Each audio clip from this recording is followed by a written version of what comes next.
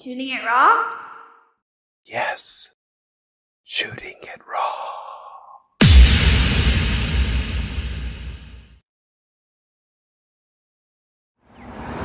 This is exciting.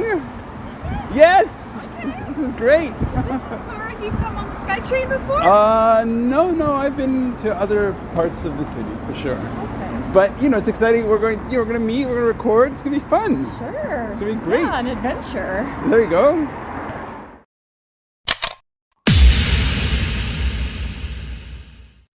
I look at photography as something that just captures a moment. So for me, it's, different from art because it's something real and it's a moment. It's something you're experiencing and you're seeing in the moment, and you're just taking that moment and just preserving it so you can pull it up again, the memory of it. Yeah.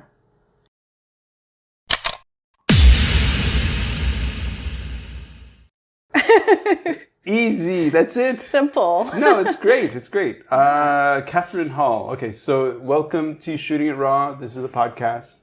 We're going to indirectly or directly address the question of what if life really is a gift? How do we make every second count? So right now you've been very generous to welcome me into your beautiful space. I love these ceilings. I love the books. Thank you so much. This is great. You're welcome. Awesome. Thanks for making the trip out here. Of course. And out here is where, for the listeners, where are we? What part of the world? We are in North Surrey, BC. So it's an area called Wally. And I like to make a joke and be like, it's not Hollywood, it's Wallyhood. Because okay. it's, I don't know, it's just an area of North Surrey. Okay, North Surrey being Vancouver. Maybe we should say how we met. So how did we meet? How did we cross? How did our destinies cross? So it was on I think it was the flight from Miami airport to Dallas, or was Dallas. it from Dallas to Vancouver? Dallas, yes. Vancouver, yeah. Okay. So you were sitting beside me on the plane. Yep. On the way back. And then we started talking, and then I said, "Oh, you need to be on the podcast." Yes. And I don't know which photographs you sent. So I either think where I don't. Oh, okay. I don't look. Okay. So I just picked at random. You sent me a few. The first four, I think you said you just or kept. just like whatever files are Sure. in the folder or whatever. Sure. Those Okay. are the ones I downloaded. So I don't know what's coming up. All right.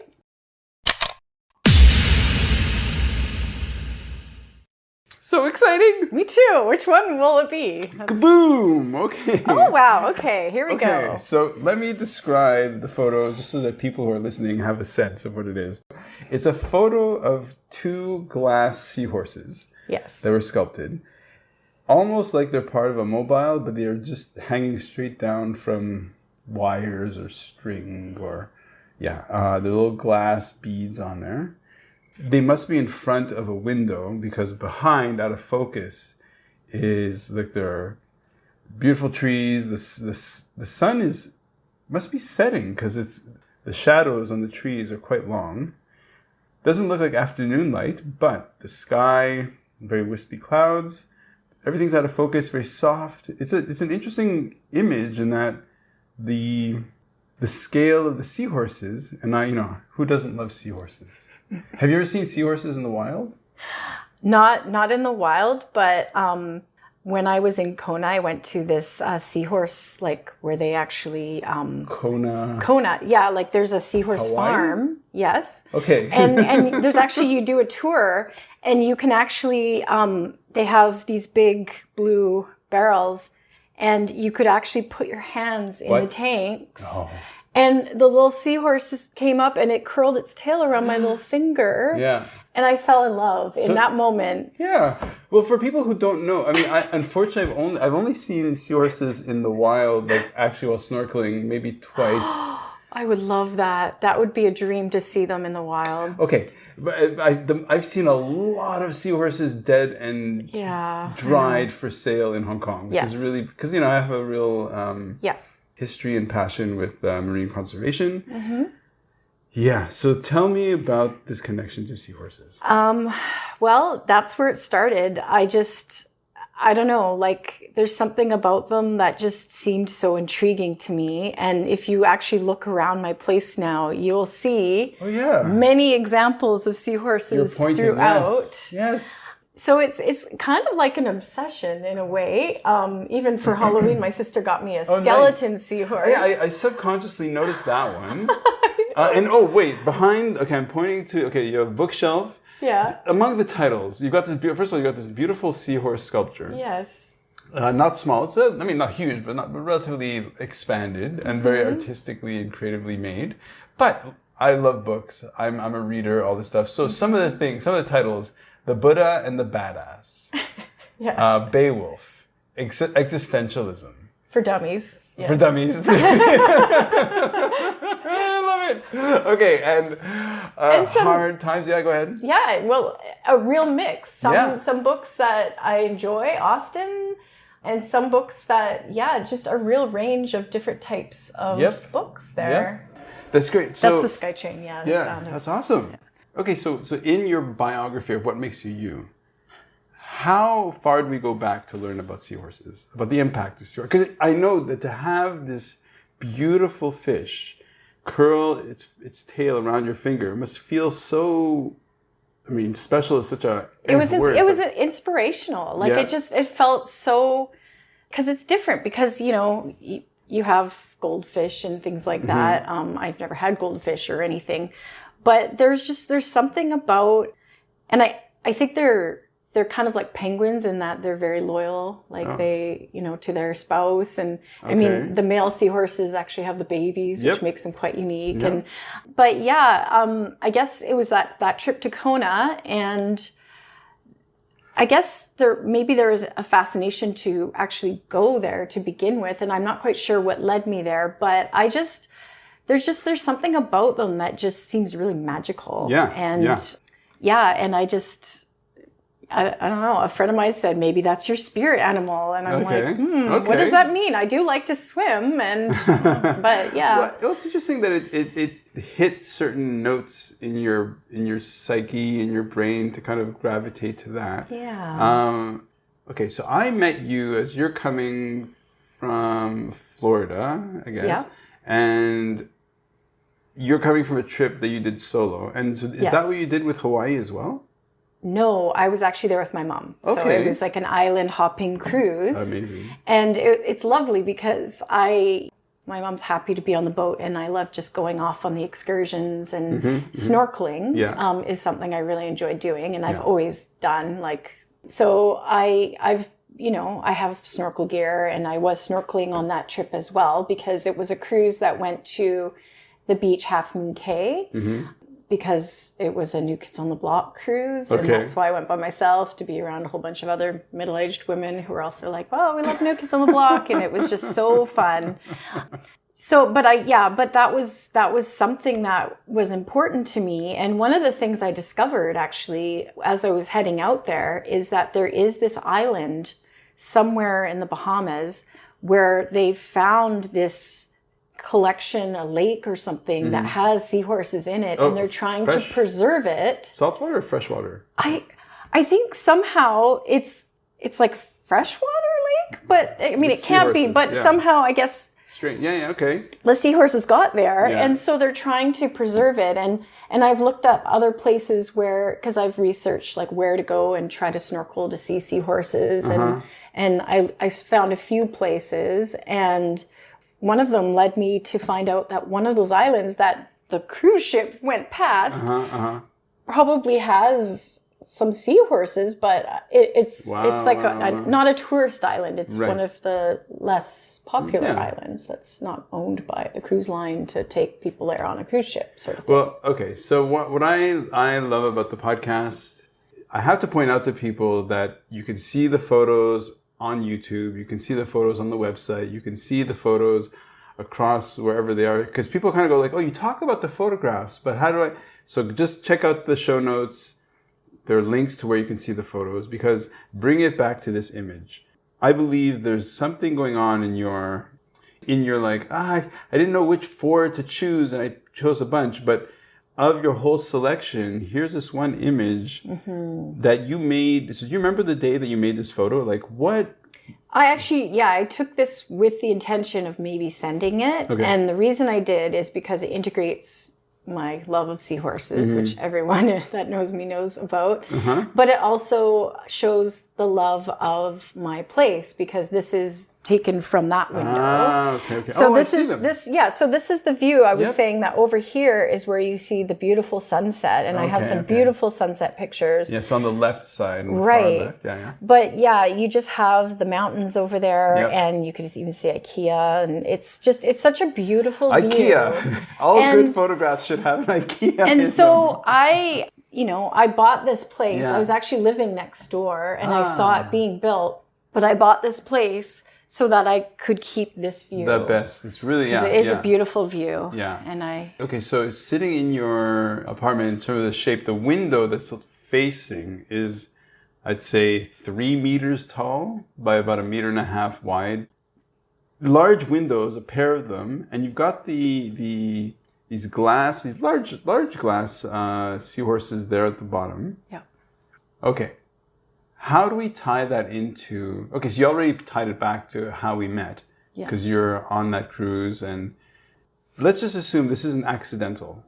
Okay. That, you send me a small cluster of photos. I don't look at them, but this is the first one that happens to come up. Right. And that in this story that we're creating right now, that's going to be roughly an hour long, Right. this is chapter 1. Okay. How does that begin the story that you want to curate? Wow. Beginnings? I guess being that this is my first home, like my first, okay. that I own. Like I was the first owner of this place. And this is a place that is very important to me. It's my place. I don't know what else to say, really. It's something that is a source of my independence, maybe. Okay. Maybe could be the theme here. Right. So one premise that I learned from various Italian friends who grew up in Italy Okay. was that, like, when you grow up in North America, we're kind of decoupled from a kind of a long history. Whereas when you're from Italy, when you grow up in Italy, you're like baked into the language, baked into the culture is like the arts, religion. I mean, like it's Italy that goes back hundreds, thousands of years, right? Yeah. And so in that, like in how they describe it to me, different Italian people were like, well, this notion of archetypes, we don't really grow up with that idea of there are these foundational archetypes that that our personalities are kind of rooted in, or the culture is based on. So if there is this idea of an archetype that is the signifier is of the seahorse, and somehow for whatever reason that's what you're associated with. Some people it could be a crow, some people it could be a wolf. It's that of the seahorse. Let's just say there is this thing called the seahorse archetype that somehow reflects who you are in terms of your deeper needs, your philosophies, or your work and your expression. How would you describe that archetype? Wow.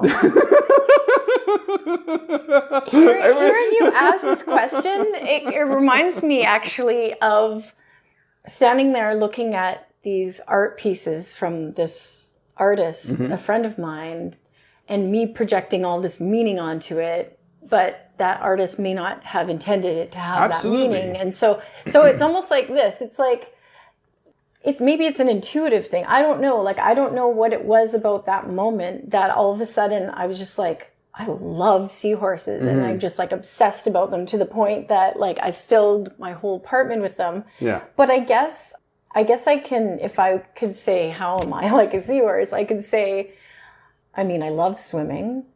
I think of that from Finding Nemo, the movie, just keep swimming, you know? So maybe that's like my ability to ride the waves of life, the ups and the downs. And, maybe you could put that meaning onto it.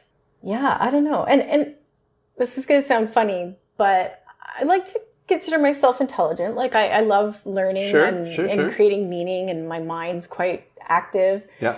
And I don't know, there's just something about when, like, I've seen seahorses, like at the aquarium or something. Yeah. There's something about them that almost looks like there's an awareness there, Okay. almost like more than you would see from like a fish. Like it seems like there's some sort of like consciousness that's just more than we think. So before we met, for years and years, I was heading something called Shark Rescue.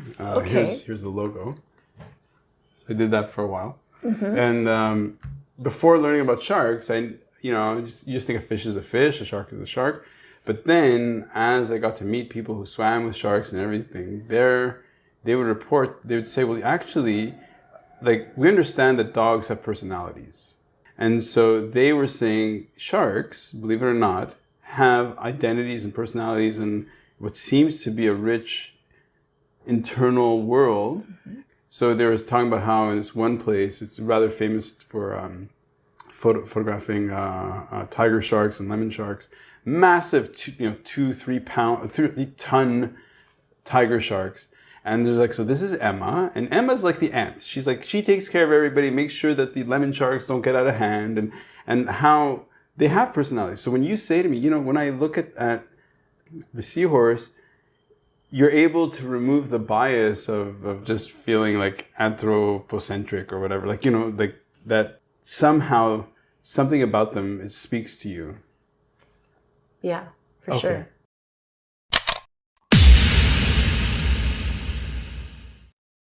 So I think they would be okay with me posting this because our group is a public group. Right.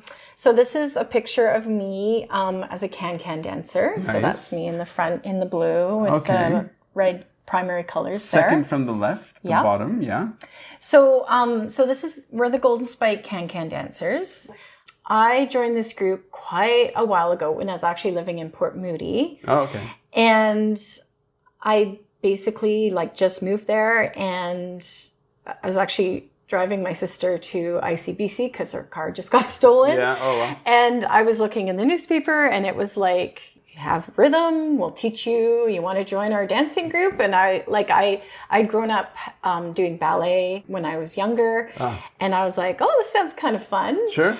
So I showed up, and it's just such an amazing group of women because everyone in the group, it's 100% volunteer run. So our manager is Sally, she's right there. Okay. And then this is Marcella, and she has been doing most of the warm-ups. Okay. So what we do is we perform every year at Golden Spike Days, which is a festival in Port Moody at Rocky Point Park. We're the Golden Spike can-can dancers. So we're kind of the stars of the festival. We do multiple dances all weekend. So I have to interrupt for a second. So this photograph, just so I can, so basically it's a medium shot for the color, the costumes, the whatever, very bright, super colorful. 4 of you are kind of leaning at the front, and then there are probably about 6 or 7 or 8 behind, equally, you're wearing headdresses, feathers.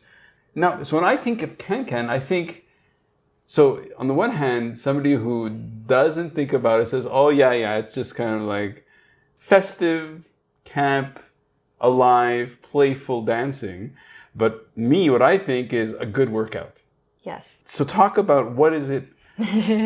So, what it is definitely a good workout. And it's because we're volunteers, and we all make our dresses ourselves. Oh, wow. Except I can't sew, so I actually got my sister to help me with mine. Oh, that's nice. But yeah, we make our own costumes with our own money, and when we dance at different events, if we're given money, we donate that to different charities. Oh, nice. So we decide each year which charity we're going to donate to. And then, of course, we've got a booth at the festival, and we sell garters and things, and we also donate. So you have to know that people who are giving their time and energy and everything, that they're just amazing people. It's great workout. Yeah. No woman is turned away. Anyone can join and do you don't even need to perform because there's so many rules within the organization. But of course, I love dancing. Right. So and it's, it's just really fun. And this is a picture taken from We stayed in Ashcroft because we used to do ones in Ashcroft, but we actually went up to a parade, I think in Cache Creek area. So this was actually just last year when we went up to do that parade. So you have to understand, like, I spent 20 years living in Hong Kong. I'm not originally from BC. Okay. I know Port Moody is a place on Vancouver Island. No, it's Metro Vancouver. So it's basically, if you look out, it's actually, that's Burnaby Mountain. Got it. It's actually just kind of over the other side of that mountain. Who's a tourist? Am I a tourist? That's fine. Okay, that's great. I'll give you geography of this area because I was born and raised here. Okay. Yeah. Nice. So, because for somebody listening from India, from Hong Kong, whatever, like, sure. What's neat is what I get to do is I get to sit here and see the image, and it's really bright. It looks like it's summer.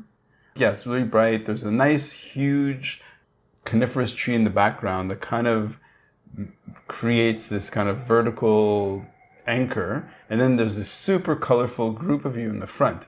Okay, here's a question for you. How do you tie this photo to deciding I'm going to go on a cruise, a New Kids on the Block cruise, because ultimately you're going to dance, you're going to enjoy the music, to the work you do? Well, it's actually kind of interesting because the work that I do is as a high school counselor, and so what I do there is I help support teenagers and struggling with problems and things like that. And so this is sort of me volunteering my time to, I don't know, just to try to give back to the community. And so I guess it's sort of that feeling of like, and it ties to the cruise because it's that sort of that sisterhood, right? And that's really, going on the New Kids cruise, like we're blockheads, we're sisters in that we all share our love of the New Kids. And that's kind of what this is as well. We're sisters who are getting together and we're raising money to help people out through these different charities. Right. So, and yeah. In service leadership, which is what I do in my professional thing, one dimension that we talk about that's really important is health, self-care, self-management, like however you call it, right? Yeah. So in terms of the connection, as you're working as a counselor, which I'm sure for somebody who's not in Canada, like when I worked at the Human Rights Foundation, we'd have human rights people coming into to Canada and going, oh, there are no human rights issues in Canada. Canada's perfect. And it's like, not quite. Because it's all kind of relative, And so how do you speak to this group of you who get together to do this, to put these performances on? In a way, if that's a kind of exercise of self-care, how do you use that as a model, or can you use that as a model when you're just talking to kids who are trying to navigate through their own challenges? Well, yeah, I guess, self-care is staying active, right? Exercising. Like I've never really been good at sports. I never was like a gym person, but there's something about dancing. Ballet is very physical. Like it's super physical. Well, isn't it? Yeah, it is, but it's not like you need to take a water bottle physical. Okay. It's a lot of muscle toning. Yeah.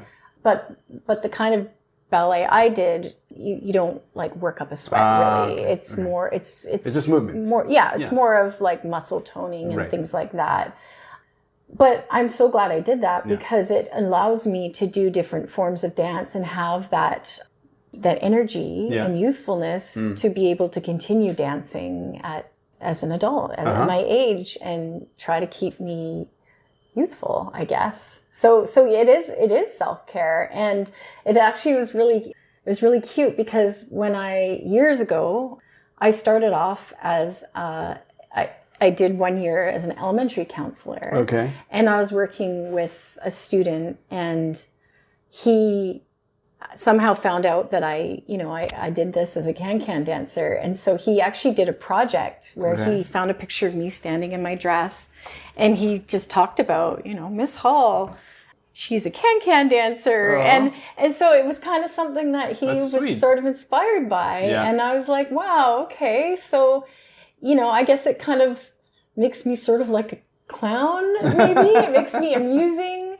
And if it just brightens people's day, then, you know, it makes me happy, it makes them happy. And they performed at the Legion on Remembrance Day this year. And I wasn't able to because I was actually on the island competing in an Irish competition. Okay. So again, the other type of dancing that I do. Yeah. But I love dancing, and I love it when people say, I enjoy watching you dance, because I love dancing. And in that moment, I just feel just so fulfilled. Sure. And so it is the ultimate in self-care for me. Okay. I think when we're kids, there's like forming our identity and our sense of self, particularly in high school and stuff. This idea of peer judgment or self-judgment of how will we be perceived. So your affinity for New Kids on the Block, given, you know, was probably something that got cemented high school-ish. Yeah? Yes. Okay. Yeah, because that's when I was starting high school, when they were really popular. Yep. And so to me, it's interesting that, okay, so high school, here's this person in high school dealing with these like peer dynamics. Yes. You're growing. And then you reach this maturity in which you're helping young people deal with their own sense of peer dynamics. And then you're like, oh, wait a second, there's this cruise with New Kids on the Block that I can go back to. And when I saw you, you were on the plane, you were wearing the kit, you know, like you're wearing stuff that signified like, oh, it's New Kids on the Block, something or other. I was wearing the shirt I got and my fanny pack, I think. I love it. Which is original and very rare. Yeah. So how do you bridge the you of youth and New Kids on the Block to you of now a kind of a more mature person to your work dealing or inspiring other kids? Like, I don't know, is there a bridge? Yeah, there is, because my high school experience was pretty rough. Like, I mean, in development, you know, it wasn't the easiest experience for me, you know, and then there was this group, and I guess my favorite member is Jordan Knight, and he and his brother John Knight, their upbringing was from this like Irish Catholic family and with really good values and a great singer.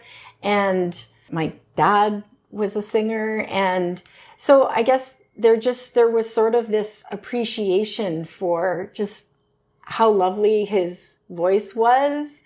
And just like their message of, you know, say no to drugs and, you know, like just that they had these values. Right. And that's what made my parents be like, oh yeah, we totally support this because they come from good families. Right. And so I was pretty much, I love Jordan Knight. Like I had like the pillow and everything. And so that, I think that affected me in that I don't want to use the word idolized, but I really, it was something that was an event that I looked forward to, like going to the concerts that really raised me out of those moments of challenge. Okay. And so yeah, I guess that's how I connect with it, because, you know, like any day, if I'm having a really hard day or I go to a class and it sort of shifts my focus onto being healthy and focusing on the present. Yeah. And I guess it's just my dynamic. It's funny how to put the spotlight or the lens or whatever on ourselves and then say, okay, well, let's deconstruct this. Wait, what? So maybe sometimes you can just like chocolate because you like chocolate. Like you don't need to explain it. I know, but I like always trying to find connections. Okay. So that's why. Great. Yeah. Should we move on to the next photo? Yes. Okay.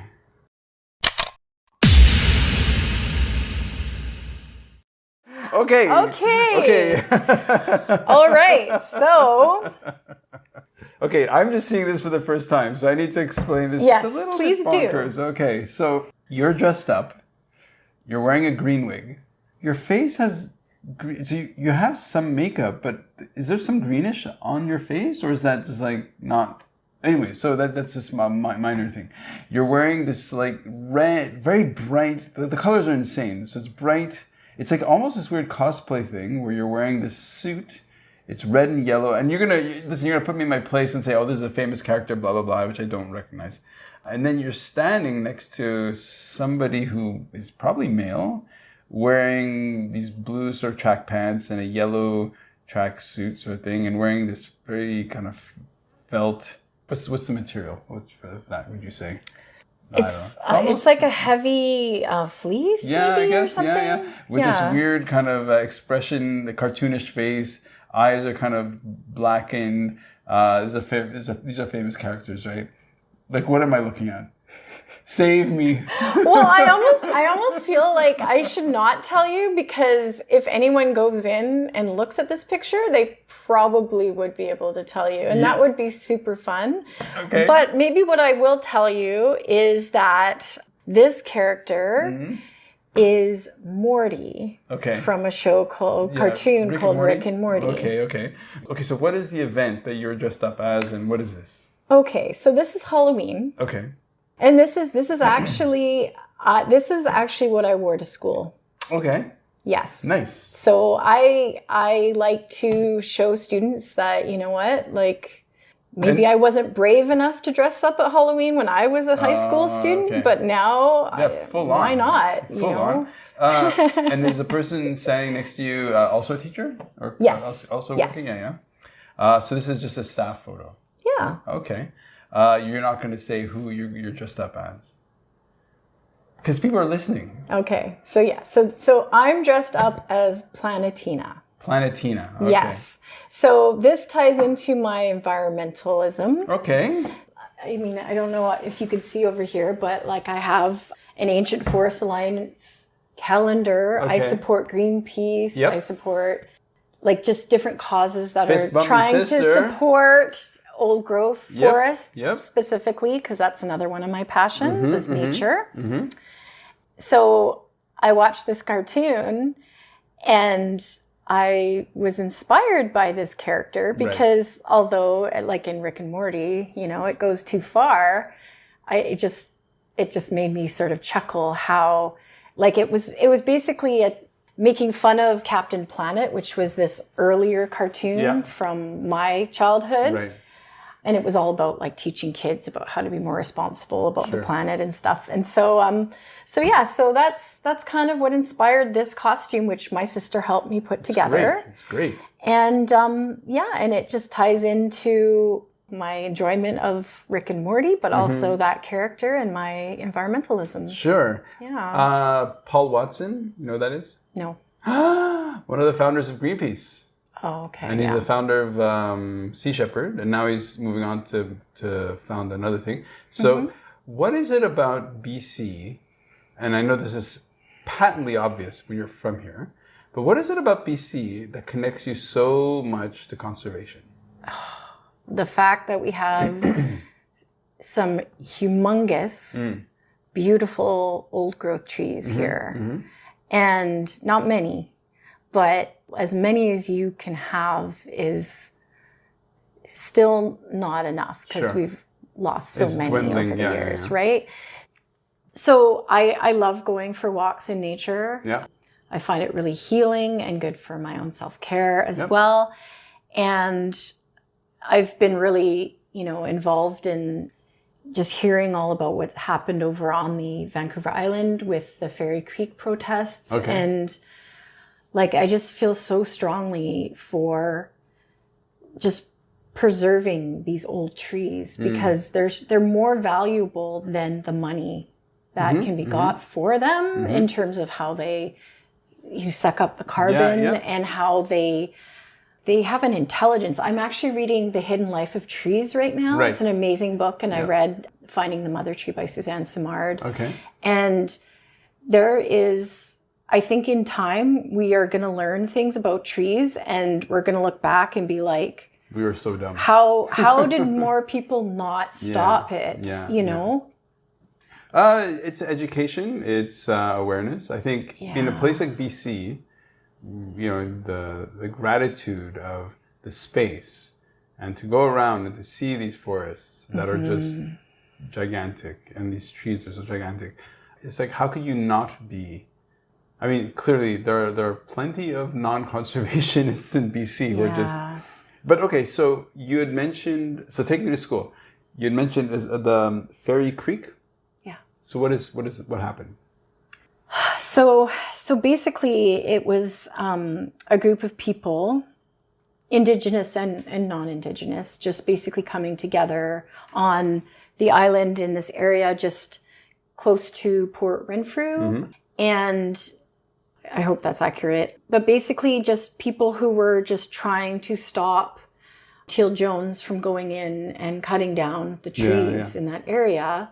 And it was just really, like, some of them were going to extreme measures of like barricading and chaining themselves and going into the trees and really trying to protect these trees from getting cut.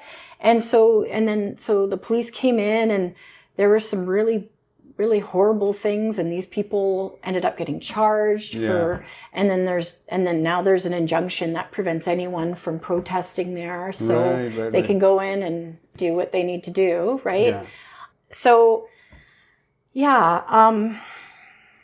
it's heartbreaking to see that, we know so much about how important they are, but there's still such a need for products. But the thing is, you can grow more trees, but it takes time for them to grow to that size. And so in a way, they're not really as renewable as people think, because you just don't have the time to let them grow. And plus, now they're learning that instead of growing the same tree, you want to grow different varieties of trees, and you want to leave stands there so that, they nurture other trees. And like, there's so much, I don't know, like, it just, any trees getting cut down, I'm like so against. And I don't know. I don't know where that comes from. It's just something that I've just felt very passionately about for as long as I know. So in terms of the environment, you have to name the school, but in terms of the environment where you are, how large is the gap between when you're connecting with a child who's having difficulties, and you can say something like, well, believe it or not, a big part of, I don't know if I'm not trying to say this is what you do, but how much of you can say you need to be outside, you need to be in the forest as a grounding thing? Is that something that you do? Is it something that's appropriate within that space? Yeah, because environment is very important, right? And like where I work, which is not in Surrey, it can be anywhere, right? I mean, I have an urban forest just a few blocks from here, and I just go and I walk around there. But yeah, being out in nature, I think, and again, you talk about early development, like I had someone, that looked after us, that took us out for regular walks around Malcolm Knapp, what used to be called UBC Research Forest. Okay. When I grew up in Maple Ridge, like after school and things like that. And that's when I guess I started getting out and just getting into nature and going for walks. And I think it's something that I don't say enough, actually. Okay. And I think thinking about self-care, and we have sort of this prescription of how to help students with their mental health. Right. And we talk about self-care with them and things you can do, listen to music or, things like that. But how often do I say, when was the last time you went for a walk in the forest? Yeah, and maybe that is something that I need to ask more. Right. Because, so in terms of your work, I think most roles kind of, when you're dealing with people and there's a lot of sensitive, delicate, volatile situations, the way to manage it is that you create protocols, right? You say, okay, when this happens, this is how you categorize the situation, and you have this protocol. And so maybe, I don't know what your work, your daily work is like, but is bringing that element of, try to be outside, how would that fit within a protocol? Or can you just give just kind of general advice to some kid to say, hey, believe it or not, just walking for an hour in the forest, breathing deeply may just lighten your load. I don't know. You tell me. Yeah, I mean, it definitely, it's a peaceful place for me. So I think, like in my work, you listen for what is meaningful to the youth, and then you try to encourage them to integrate those things that are like calming or nurturing of their spirit or soul. You try to encourage those things for them so that they are having the breaks from the anxiety or the depression or whatever. And we even have an outdoor education program. Okay. And so where they go out and they learn about taking care of nature and go snowboarding and we have international students who come and they love this program because it teaches about respecting the earth, like pack it in, pack it out, and all of the rules that we know just growing up as hiking and camping in BC. And not everybody has that experience of hiking and doing, that. It is, I think, something I probably will try to think about more is going, and maybe it's not walking the forest, but when's the last time you just went for a walk? Just down the road, as long as, because I'm not a city person, even though I live in the city, but yeah, like escaping into nature, I think can have some real healing benefits. So, yeah. Well, you said healing benefits, which to me is code for let's move on to the next photo.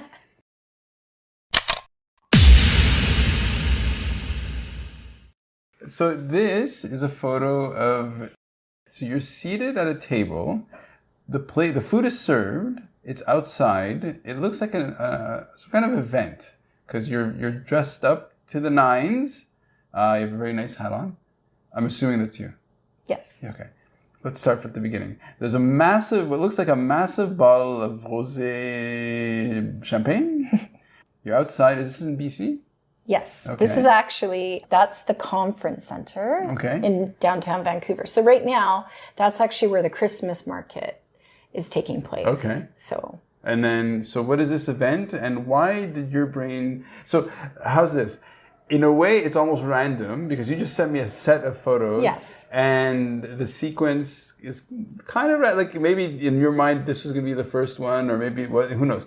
But let's just imagine that the fates decided that this was going to be the way we wrap up the story of today's conversation. So what is this event and why is it important? Okay, so this is an event called Dinner en Blanc. Okay. So it's actually an international event that my friend that invited me to it. I guess you have to go on a waiting list, and it's very hush hush. Okay. And so basically, you need it, to be invited, and there are all very precise rules. Oh. So you have to wear all white. Okay. Which you could see I am there. Yep. And if you saw more people in the background, you'd see that they are as well. Yeah. And you have to bring your own table and your own chairs. And there's the chairs actually just hidden behind there at the moment. What a great mechanism. You have to bring your own table and chairs. Yes. Okay. And so you meet, and they don't tell you the location in advance. Okay. So basically you have all these people meeting at a place to, and there's one person like leader for each group. And then they say, okay, so this is where we're going. So either you're going to be going on a bus or you're going to be sky training to a location. Okay. And then that sounds fun. And then you have a section and you go and you set up your tables and your chairs and you have tablecloth and everybody puts their tables together to one huge long table. Okay. And so you're all just part of this dinner. How many people roughly? Oh goodness, how many people? Okay, so at my table, I guess there was about 10. Okay. And then there was about like tables squeezed in to this whole area between, there's like I think a Cactus Club restaurant, and then there's another restaurant. So where the Christmas market area is, and this is downtown Vancouver, that whole area was basically filled with tables. And even this upper area up top had some tables. So there was a lot of people. Yeah, so the image has, basically it's a photo of you with the table taking up 2/3, or 1/3, or almost 1/2 of the image, of the photo. It's, food is served, and behind you I can see people going quite far. So it's at least several hundred people. I mean, it looks like a large event. It is. So what's the premise in terms of the occasion, or is there a premise other than we're just going to meet and we're going to eat? And is there dancing? Is there exchange? There was a band, and there's a bit of dancing later in the night, and there's like a ritual that before you eat, everyone picks up their white napkins and waves them, and then at a certain time in the evening, we're all given sparklers, so we all light our sparklers at the same time. And so it was very exciting because there was people coming from all directions, and then as we're walking to, with our carts, with our tables and chairs in white, everybody's like, who is this? What is this? What's going on? Is this before COVID or pre-COVID? This is after. After COVID. Yeah. So that's part of the ecstasy. Summer. This was the summer as well. Nice. So that must have been the ecstatic sort of moment of we're doing something social together. Yeah. Nobody's wearing masks. We're okay. Got it. Okay.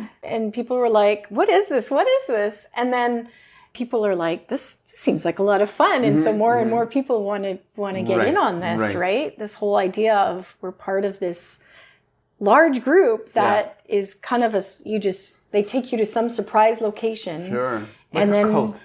A little bit like that actually, in a alcohol. way. Yeah, with champagne. It was a really fun event. Nice. And Okay, but here's this thing. So we don't know each other. All I know is I met you on a plane. You're coming back from a cruise. Cruise with New Kids on the Block, where you're with other women mostly, losing your minds, getting photographed. Just kind of reliving. But it's not just nostalgia, or is it? I don't know. But just kind of getting back to that state, and then. If there's a lesson for somebody listening in terms of if they're young or if they're older, however they are or wherever they are in their life, just getting off your butt and doing something, because you're obviously somebody who gets off your butt and you go do something. Yes, that is true. So inspire people. What's the thing in your brain that makes you do that? Wow. Where does that come from? Because when did that start? I guess it started, I remember when I was like just graduating from high school. Okay. And again, I had social anxiety. Like I was pretty introverted and I just was a classic introvert. So I guess I was asked to go to the grad dinner dance with someone from my class. Okay. And I didn't really know the person, and I hadn't had a boyfriend or even gone on a date before. And so I was really anxious and nervous about it. But at the same time, I didn't want to miss out on the opportunity of doing this important milestone. Yeah. And so I just kind of said, you know what, I'm just going to force myself to do it, even though it might not be comfortable. Sure. I'm just going to seek out this experience. And I think ever since then, and I think I was saying this to you as we were walking here, like opportunities come up, and I've never really shied away from just something that could be amazing. Right. So I seeking out opportunities to have a really amazing experience. Yeah, have a good experience. Yeah, so how we met, how long did you plan before you went on the cruise? Like the lead up time to it? So it started when, I guess, months before, like Okay. about maybe half a year before, Okay. I actually went down to Seattle with my sister and my friend to see the New Kids concert. Okay. And it was New Kids with Rick Astley, Salt and Pepper, and On Vogue. Okay. So it was this Oh, wow. amazing Wow. concert. What a concert. Yeah. And then it was there that I saw the ad for the cruise, and I was like, that looks like fun. I could do that. Okay. And I was like, trying to, encourage, friends and family, hey, you want to go do this with me? And they're like, well, I don't really have the money. Okay. And I'm like, well, I kind of feel like I should do this. Okay. And so I just did. I love it. In my brain, the expression or the decision to make that, to do whatever it is, however it manifests. Yeah. New Kids on the Block, or it could be something really out there. For some people, it's going to Burning Man, right? Some people, or whatever, it's just in their heads, I'm going to jump, I'm going to commit, I'm going to do it. Yeah. I love that moment. And I think part of it, and it kind of ties a little bit into like the first time I traveled by myself. I went backpacking around Ireland after I graduated from college, my undergrad. And then I was supposed to go with a friend, but she couldn't go. And I was like, I don't want to miss out on this experience. And so I went by myself, which was such an adventure. Nice. And it was scary, but it was an adventure. Yep. And so I think that I have this history of just seeking out experiences that will just somehow help me grow and just live life to the fullest. Great. And so yeah, that ties back to that. Like, I didn't know anyone on this cruise, but I felt like, well, I'm going to be in the company of sisters, blockheads who, like me, are like really love this group and have been following this group from when we were teenagers. Yeah. And I didn't in any way feel like it was weird going by myself. And I actually got paired up with a woman, and we shared a cabin and we got along okay. And it just was brilliant. That's great. And so I guess inspiring people to be more independent and just seek out experiences. And I guess that would be the uniting theme here. I haven't talked at all about like my work, but yeah, I guess that's me and my motivation. But wait, do you want to end this with something about your work? I mean, like we can do that. Well, we don't need to, but I guess one thing I wanted to say, because something I think about a lot is in my role as a listener, there's not a lot of opportunities to say, and there's not a lot of people like in, professional communities that are, we want to figure out how to solve this problem of youth addiction or mental health issues. Let's see what counselors could tell us from their experience of working with kids. Right. Like there's nothing like that, right? And so there's not a lot of opportunities for for counselors to be consultants and share our experience or expertise, just even with the general public around what we do or things that could be helpful that are out there. And so you asked for any links I might share, but one thing I did want to share is that, especially since the pandemic, but even before then, anxiety and depression is chronic, right? And issues of bullying and self-esteem, like those things are universal wherever you go. And one of the things that does exist out there is a program called Bounce Back. And it's something that like adults can access, but also that school counselors can make referrals to youth to also access. But they can also go right online and they can access it themselves too. The only thing is, it's not like therapy. It's kind of like teach yourself the skills to manage anxiety and depression. And in collaboration with a coach that checks in with you by phone, and then your school counselor who still has sort of clinical oversight to kind of work in partnership in that system. And so what it does is it just kind of creates more of like a team or a system around the student.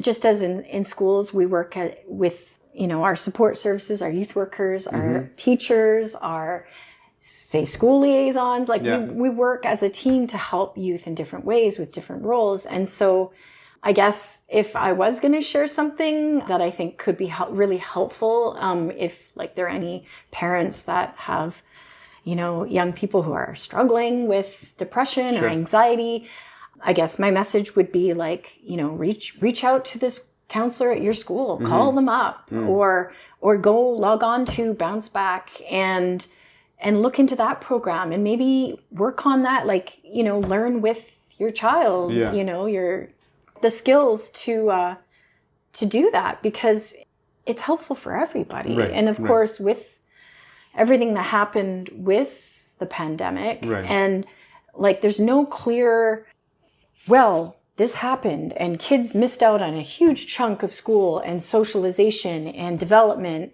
And so we're going to put this in place to compensate. Like, there's nothing for that. Okay. And so the outcome of that is that there are families and youth who have been struggling as a result. And we know, and we're dealing with that. Right. But because of that, there's not always the time to be proactive and to be getting ahead of it and saying, here are the things you can do to kind of work on some of these things that have come up. Yeah.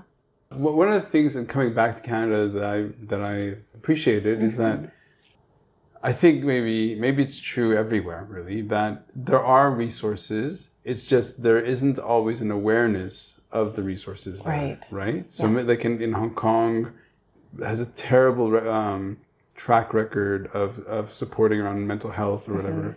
There may very well be incredible resources people just don't know about. Right. And maybe for the people in the province or in Canada who are struggling, when they're in it, they don't necessarily think, oh, what is out there to help me?